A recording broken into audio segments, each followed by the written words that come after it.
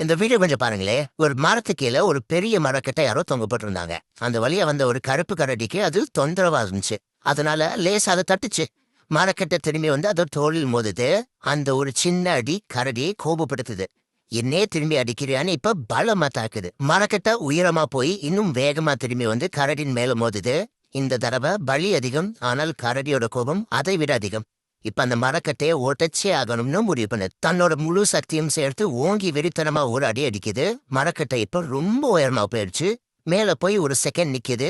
அடுத்த செகண்ட் முழு வேகத்தோட திரும்பி வந்து நேரா கரடியோட தலையை மோதுது. ஒரே அடியில் கரடி பரிதாபமாக இருந்து போகிறது. கரடி இறந்தது என்னமோ மரக்கட்டையால் தான். ஆனா அதுக்கு பவர் கொடுத்தது யாரு? கரடியோட ரியாக்ஷன் தானே. இதுதான் சைக்காலஜில ஃபெஸ்டிங்கர்ஸ் லான்னு சொல்லுவாங்க. ஆக்சுவலா நம்மள காயப்படுத்துற பல விஷயங்களுக்கு பவர் கிடையாது, நம்ம தான் அதுக்கு பவர் கொடுப்போம். ஃபார் எக்ஸாம்பிள், யாராவது நம்மள ட்ரிகர் பண்ற மாதிரி பேசிடட்டுமே, இல்ல லைட்டா முளைச்சிடட்டுமே, இல்ல நக்கலா சிரிக்கட்டுமே, அவ்வளவுதான்.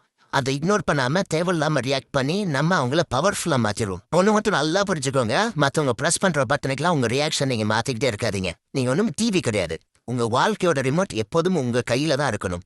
ப்ளீஸ், அதை மத்தவங்கள்ட்ட கொடுத்து இன்னும் ஹர்ட் ஆயிட்டே இருக்காதீங்க.